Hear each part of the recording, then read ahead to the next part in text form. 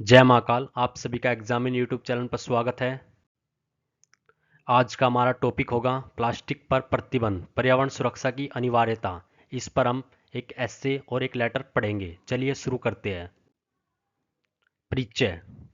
आज का युग वैज्ञानिक विकास और औद्योगिकरण का युग है। इंसान ने जहां तकनीकी क्षेत्र में अभूतपूर्व उपलब्धियां हासिल की है, वहीं दूसरी ओर प्रकृति का संतुलन भी खतरे में डाल दिया है। इन खतरों में सबसे घातक और गंभीर समस्या प्लास्टिक का अत्यधिक उपयोग है।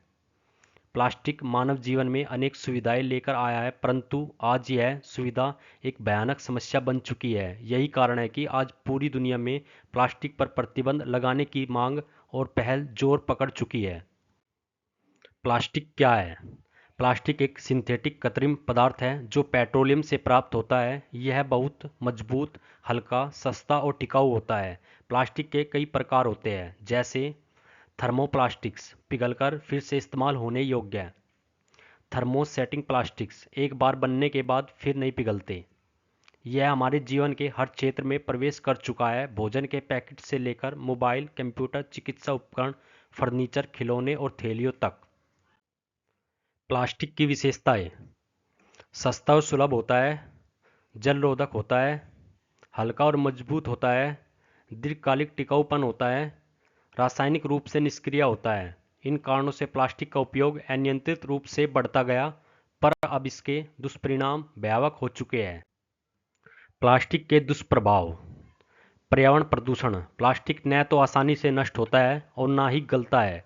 यह सैकड़ों वर्षों तक भूमि, जल और वायु को प्रदूषित करता रहता है। जमीन की उर्वरता में कमी। प्लास्टिक कचरे के कारण मिट्टी की जल धारणा क्षमता कम हो जाती है और सूक्ष्म जीवों का संतुलन बिगड़ता है। इससे कृषि प्रभावित होती है।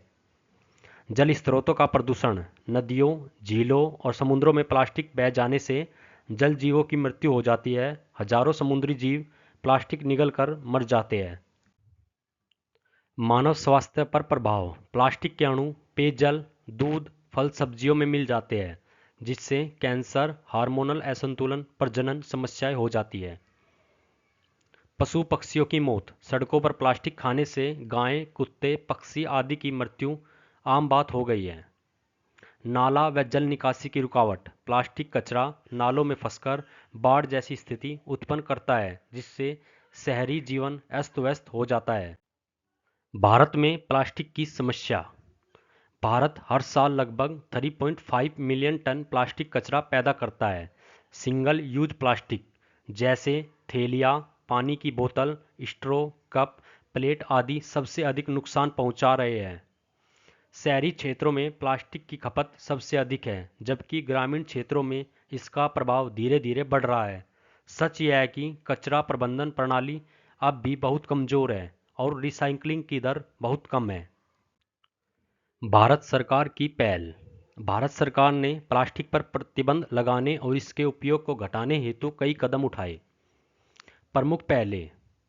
2016 में प्लास्टिक वेस्ट मैनेजमेंट रूल्स, स्थानीय निकायों को जिम्मेदार ठहराया गया। उत्पादकों पर एक्सटेंडेड प्रोड्यूसर रिस्पॉन्सिबिलिटी (ईपीआर) लागू की गई। 2022 सिंगल यूज प्लास्टिक पर पूर्ण प्रतिबंध। थैलियों, straw, cup, plate, candy stick आदि पर रोक लगाई गई। इसका उल्लंघन करने पर जुर्माना और कानूनी कार्रवाई की जाएगी। स्वच्छ भारत अभियान। प्लास्टिक कचरे के प्रति जागरूकता। प्लास्टिक मुक्त भारत की दिशा में कदम। राज्यों द्वारा किए गए प्रयास। महाराष्ट्र, तमिलनाडु, दिल्ली, उत्तर प्रदेश आदि राज्यों ने अलग अलग स्तर पर प्लास्टिक पर रोक लगाई है। अंतर्राष्ट्रीय पहल। संयुक्त राष्ट्र यूएनईपी के द्वारा 2022 में प्लास्टिक प्रदूषण पर वैश्विक संधि की घोषणा। 2030 तक सिंगल यूज प्लास्टिक पूरी तरह समाप्त करने का लक्ष्य है। यूरोपीय संघ। 2021 में सिंगल यूज प्लास्टिक पर पूर्ण प्रतिबंध लागू किया गया। कनाडा, केन्या, चीन के द्वारा कठोर कानून और भारी जुर्माने के प्रावधान। स्वीडन और जर्मनी के द्वारा प्लास्टिक रिसाइक्लिंग की सबसे उच्च दर प्राप्त की गई। प्लास्टिक पर प्रतिबंध के लाभ। पर्यावरण संरक्षण, पशु पक्षियों की जान बचाना, स्वस्थ जल स्रोत, स्वास्थ्य संबंधित रोगों में कमी, स्थायी विकास को बढ़ावा देना। नई ग्रीन टेक्नोलॉजी का विकास, रोजगार के नए अवसर, कागज, कपड़ा, बैग, बायोडिग्रेडेबल विकल्प। चुनौतियां और समस्याएं, जन जागरूकता की कमी, बायोडिग्रेडेबल विकल्पों की महंगी कीमत, उद्योगों का विरोध, कानूनों का कमजोर क्रियान्वयन, पुनः उपयोग की आदत की कमी, छोटे दुकानदारों का विरोध।